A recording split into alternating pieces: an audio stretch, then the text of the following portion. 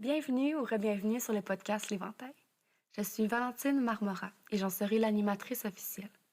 L'Éventail, c'est un podcast où on aborde une infinité de sujets tels que les différentes médecines alternatives, la spiritualité, le développement personnel, des méthodes entrepreneuriales, des expériences vécues et plus encore, et plus encore, et plus encore, et plus encore, et plus encore, et plus encore.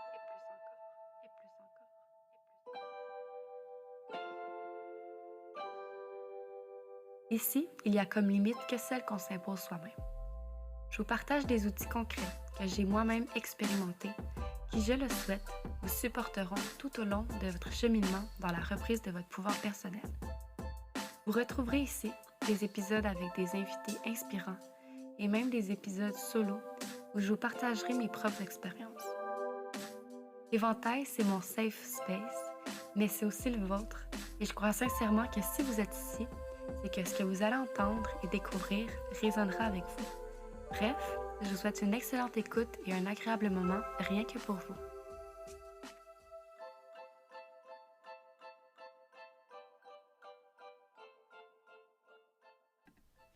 Salut, j'espère que tu vas bien. Bienvenue sur un nouvel épisode de l'Éventail.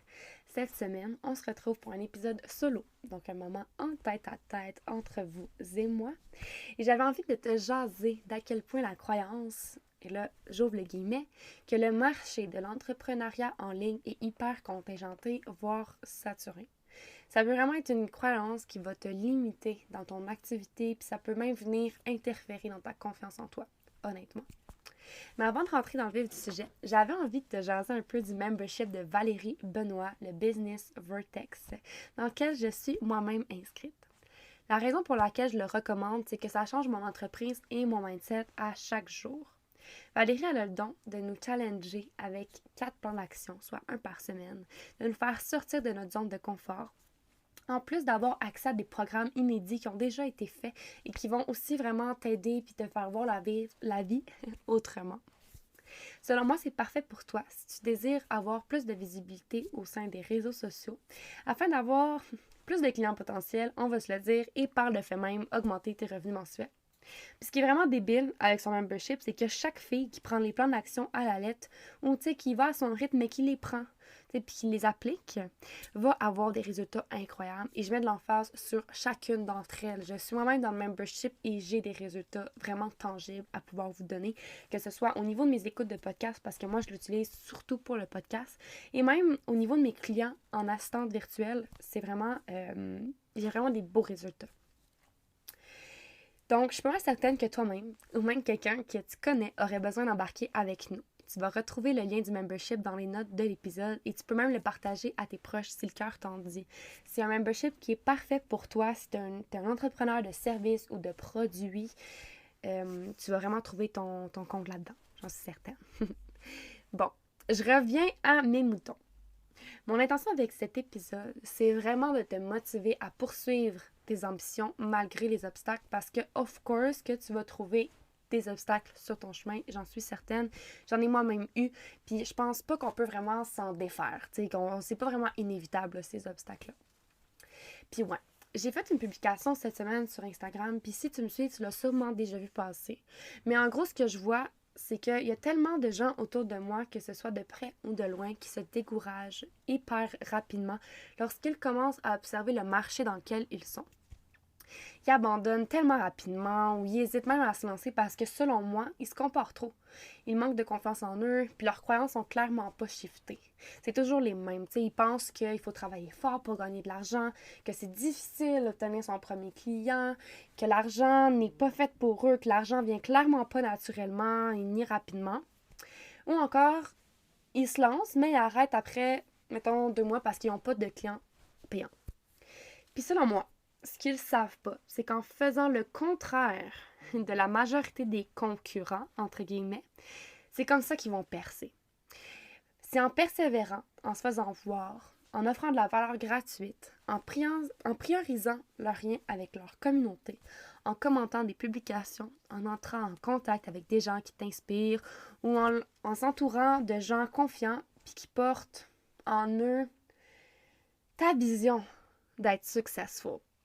Puis pour moi, c'est en faisant ça en faisant plein d'autres choses, que tu vas atteindre ton premier mois payant ou que tu vas finir par atteindre le nombre d'écoutes, par exemple, sur YouTube avec ta chaîne. Puis, j'écoutais un extrait de podcast la dernière fois, puis le gars, il disait que que dans l'industrie du podcast, ceux qui dépassent les 20 épisodes sont plus susceptibles d'atteindre leur objectif, quel qu'il soit dans l'industrie du podcast. Puis c'est vrai, là, tu sais, quand on y pense, parce que je vois tellement de personnes qui lancent leur podcast, puis que ça dépasse même pas les 5 épisodes. Pourquoi? Parce qu'ils n'ont pas de plan, ils n'ont pas de calendrier, ils n'ont sûrement pas d'espace dans leur horaire pour aucune créativité. Fait qu'il n'y a pas de créativité qui flow, ils n'ont pas d'idée de contenu, ils n'ont pas d'idée d'épisode, ils ont juste tellement pas de place dans leur horaire, c'est tellement, je vais le dire, mettons, peut-être pas contingenté leur horaire, mais c'est tellement, comment je pourrais dire ça, tellement pris. Tu sais, les blocs sont tellement un par-dessus l'autre, puis ils ont comme pas de structure claire, que ça fait que ils avancent pas, ils atteignent pas leur objectif, puis ils abandonnent après même pas 5 épisodes. Tu sais, puis j'en ai vu, ils ont lancé genre 3 épisodes, puis ils ont arrêté là, tu sais. Ou ils ont pas de rigueur, mais ils veulent quand même percer dans l'industrie du podcast, sauf qu'ils ont pas de rigueur, ils ont pas d'épisodes à chaque semaine, puis don't get me wrong, genre, j'ai pas tout le temps des épisodes à chaque semaine, ça m'est arrivé peut-être 3 fois, mettons, gros max, que j'ai pas sorti d'épisode une semaine parce que j'avais pas de contenu, tu sais. Dans le sens que moi, ce que je me suis dit pour le podcast, là, je fais une parenthèse, là, mais ce que je me suis dit pour le podcast, c'est que j'allais faire un épisode par semaine solo, puis un épisode, la semaine d'après, ça allait être un épisode avec invité. Ce qui arrivait, c'est que j'avais encore plus d'épisodes avec invité que d'inspiration pour parler de tout ça devant mon micro. Puis une autre chose qui arrive, c'est que j'ai besoin d'avoir, là, j'ai vraiment été honnête avec moi-même, mais j'ai besoin d'avoir un Google Doc avec les grandes lignes de ce que je veux parler. Parce que sinon, je me perds, je m'en vais dans tous les sens, puis j'arrive même pas à trouver un nom pour mon épisode parce que je pourrais l'appeler de tellement plein de façons, tu sais. Puis ça arrive aussi des fois avec les invités. On a parlé tellement d'affaires qui n'ont pas nécessairement rapport entre eux, sauf que c'est une discussion, tu sais, avec une invitée. Donc là, ça, c'est un peu moins pire, je trouve. Mais tout ça pour dire que j'ai vraiment besoin d'une ligne directrice, j'ai besoin d'un plan, j'ai besoin d'une structure, d'un calendrier, comme ça, je sais inévitablement que je vais atteindre mes objectifs. Et à chaque mois, les objectifs que je me fixe, je les atteins. Voilà. Puis, tu sais, c'est ça. La majorité ne se rend pas au 20e épisode. Puis là, je me félicite parce que si tu l'as vu sur le titre de l'épisode, je suis rendue à mon 20e épisode. Fait que je me fais vraiment un high five parce que ça n'a pas été facile, mais ça n'a pas été difficile non plus. Il a juste fallu que je persévère puis que je me dise, OK, comme continuer.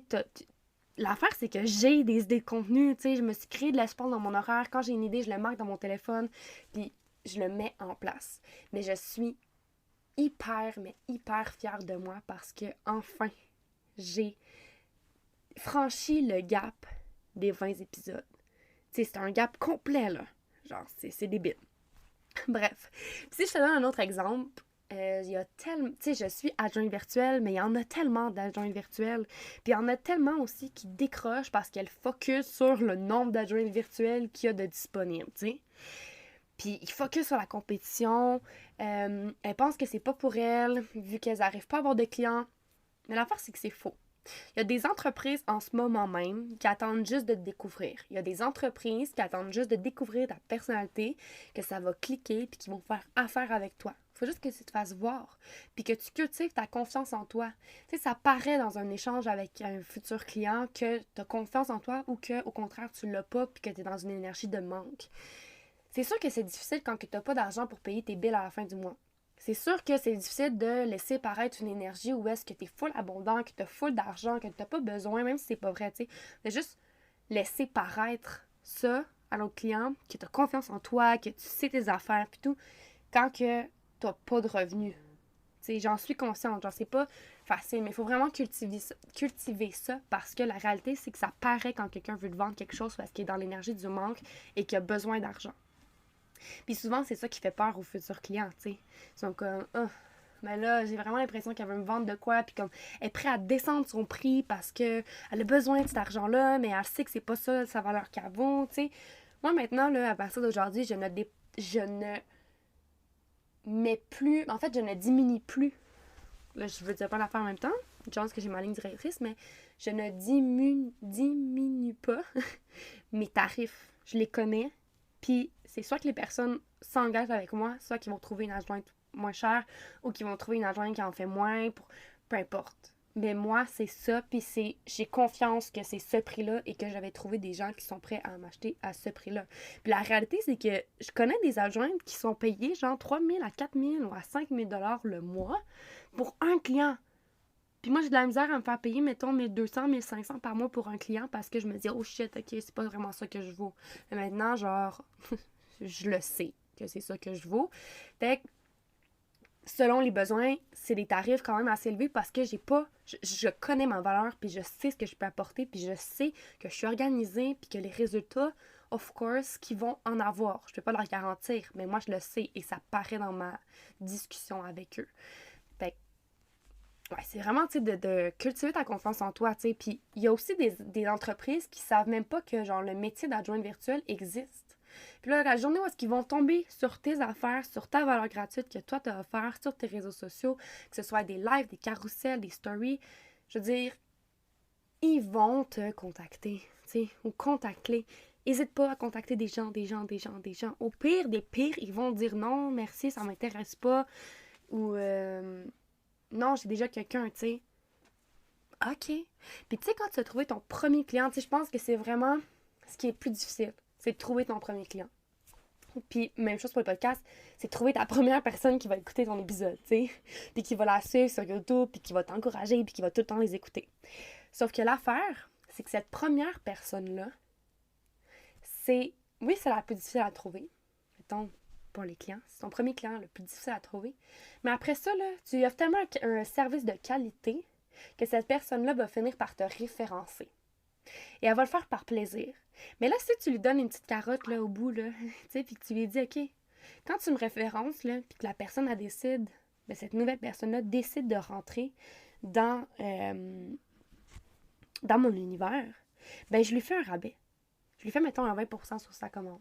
Ou genre un 20% sur un forfait mensuel. Mais la personne s'est rendue qui travaille pour toi. Puis là, tu as un autre client, puis là, tout le monde te réfère, puis là, ben, c'est hyper rapide. Là. C'est vraiment, pour vrai, ne pas sous-estimer le pouvoir du bouche à oreille. Encore aujourd'hui, encore en mai 2023, c'est ça qui se passe. C'est le bouche à oreille qui est vraiment, qui fonctionne, tu sais. Puis, tu sais, pour moi, là, j'ai choisi de croire en mon rêve, j'ai choisi de sortir de ma zone de confort, j'ai choisi de décider de me faire voir. Tu sais, en faisant le podcast, je priorise ma relation avec vous, en vous offrant de la valeur gratuite, en vous recommandant des choses qui m'ont moi-même aidé. J'ai une ligne directrice, je sais où je m'en vais avec tout ça, puis j'ai un calendrier de contenu spécial podcast. J'ai un fucking plan. Puis c'est ce plan-là, puis ma capacité à le réaliser, à m'en tenir ou à le modifier pour le mieux, qui fait que j'ai les écoutes que j'ai, que je me fais voir, que je me fais entendre, que je reçois des témoignages qui remplissent mon cœur d'amour, de reconnaissance, de gratitude. Puis je crée de l'espace, tu sais. Ça n'a pas toujours été le même quand je l'ai dit. Mais c'est la même chose dans tout, que ce soit une chaîne YouTube, que ce soit avoir des clients pour l'agent virtuel, que ce soit avoir une boutique pignon sur rue, tu sais. Tu sais, si tu veux faire une boutique, mettons, de bijoux, ça a été quelque chose que je voulais vraiment faire pendant longtemps, tu sais, puis que maintenant, ben, ça avait plus de temps avec moi, c'est peut-être plus de temps aligné, en tout cas pour l'instant. Mais il y en a qui veulent partir une boutique en ligne, mais qui le font pas parce qu'il y a déjà 4 boutiques en ligne dans leur coin. Ou ils ont déjà, genre, une cinquantaine de boutiques qui sont dans la même niche qu'eux. Puis ils le font pas à cause de ça. Mais qui dit que, genre, toi, ça va pas marcher plus que l'autre? Tu sais, oui, il y a de la compétition, ok, mais il y a personne qui... Tu sais, toi, tu le fais pas. Tu sais, oui, quand je me suis lancée dans le podcast, j'étais comme Colin, c'est moi ou genre tout le monde? Mais genre, tout le monde se lance en podcast. Mais la réalité, c'est que moi, je me suis pas lancée en podcast. Et pourquoi moi, je le ferais pas? Parce que tout le monde le fait, tu sais. Puis la réalité, c'est que je pense qu'on voit la compétition parce qu'on est tellement dans cette sphère-là qu'on la voit encore plus, cette compétition-là. Tu sais, tu deviens adjoint virtuel, ben, tu vas aller dans des groupes d'adjoints, tu vas aller dans des endroits, dans des groupes où est-ce que des clients potentiels sont là. Mais il y a d'autres adjoints qui sont dans le même groupe, qui ont la même clientèle cible que toi. Mais c'est à toi de te démarquer, puis de te trouver, puis d'être constant. La majorité ne sont pas constants, donc c'est pour ça qu'ils n'ont pas de clients. Fait qu'en tout cas, tout ça pour dire que je crois qu'on se dit, ben, non, tu sais, c'est pas possible, non. Mais on se rend crissement pas service en faisant ça. Tu sais, c'est rendu quasiment de l'auto-sabotage. Puis il y a définitivement des gens qui attendent juste de te rencontrer et de savoir ce que seulement toi, tu sais faire. Puis une dernière chose, OK? Avant qu'on se quitte, là, ça a été quand même court, puis je me suis quand même répétée, mais je veux vraiment que tu rendes ça dans ta tête, OK? Mais penses-tu que, mettons, le PDG de genre IGA s'est dit Ah, je lancerai pas mon entreprise parce qu'il y a déjà des Maxi, des métros, des Walmart? Non. Puis qu'est-ce qui fait que les gens achètent chez IGA et non chez Maxi, malgré que les prix sont peut-être un peu plus chers chez IGA? Pose-toi cette question-là, tu sais. Qu'est-ce qui ferait que les gens iraient vers toi et non vers quelqu'un d'autre? Et c'est souvent parce qu'ils connectent avec la personne que tu es. Ils connectent avec l'âme authentique et le message que tu essaies de véhiculer à travers tout ce que tu entreprends. En tout cas, voilà, c'est la fin. Je t'embrasse, je te souhaite une belle semaine. Puis si tu veux, en laissant 5 étoiles sur la plateforme de ton choix et en suivant le compte YouTube du podcast, tu obtiens un guide de journaling gratuit qui va cibler tes besoins et objectifs. Tu as juste à m'envoyer la preuve sur Instagram ou par courriel. Tous les détails sont dans les notes de l'épisode de toute façon. Et je t'envoie ça gratuitement. Donc un gros merci pour ton écoute, j'apprécie, je t'aime fort et puis on se voit la semaine prochaine pour un épisode avec Jessica Girard. C'est déjà la fin d'un autre épisode de l'Éventail. J'espère que vous avez apprécié ce que vous avez entendu et que ça vous ouvre des portes et vous sonne des cloches quant à la reprise de votre pouvoir personnel. Si vous avez aimé cet épisode, n'hésitez pas à le repartager sur la plateforme de votre choix en m'identifiant et en identifiant l'invité et de mettre une note sur la plateforme d'écoute que vous utilisez. Ça nous fera le plus grand des plaisirs d'échanger avec vous par la suite. N'oubliez pas, les seules limites qui existent sont celles qu'on s'impose soi-même. À la prochaine! À la prochaine! À la prochaine!